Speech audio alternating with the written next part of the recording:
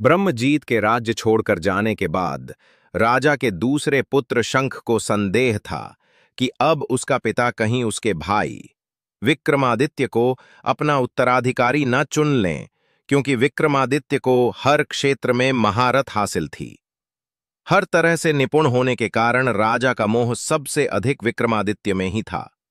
इसी के चलते एक दिन शंख ने अपने पिता राजा गंधर्व सेन की हत्या कर दी और स्वयं उज्जैन का राजा बन बैठा। जब राजा गंधर्व सेन की हत्या की खबर उसके बाकी बेटों ने सुनी तो वो सब अपनी जान बचाने के लिए राज्य छोड़कर भाग खड़े हुए। विक्रमादित्य को जब अपने भाई के इस कृत्य का पता चला तो उन्हें अपने भाई पर अथाह क्रोध आया, पर समय की नजाकत को भांपते हुए उन्होंने बुद्धि से काम लिया कि अभी समय उसके पक्ष में बिल्कुल भी नहीं है। सारा राज्यकाज, शस्त्र बल इत्यादि उसके भाई शंख के नियंत्रण में है। अंततः समय अनुकूल न होने के कारण विक्रमादित्य भी उज्जैन को छोड़कर जंगलों में चले जाते हैं।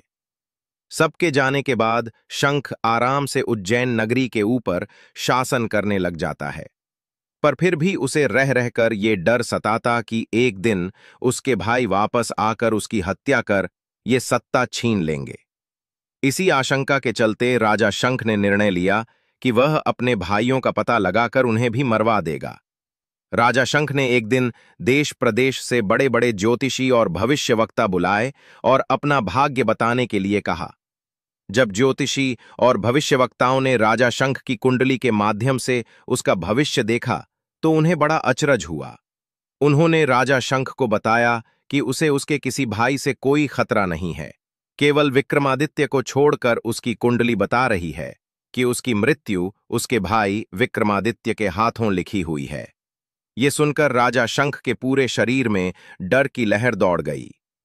उसने तुरंत सख्त हिदायत दे रही है कि उसकी मृत्यु उसके भाई विक्रमादित्य के हाथों लिखी हुई है। यह सुनकर राजा शंख के पूरे शरीर में डर की लहर दौड़ गई। उसने तुरंत सख्त हिदायत दे देश प्रदेश सब जगह अपने गुप्तचर फैला दिए। आखिरकार गुप्तचरों को जंगल में एक झील दिखी जिसमें विक्रमादित्य का प्रतिबिंब दिख रहा था।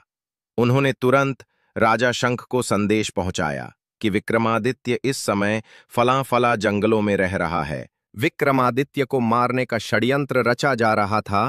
राजा शंख को जब विक्रमादित्य का पता चला कि वह जंगलों में रह रहा है तो उन्होंने तुरंत एक तांत्रिक को बहुत से धन का लालच देकर बुलाया और उसके साथ मिलकर विक्रमादित्य को मारने की योजना बनाई। योजना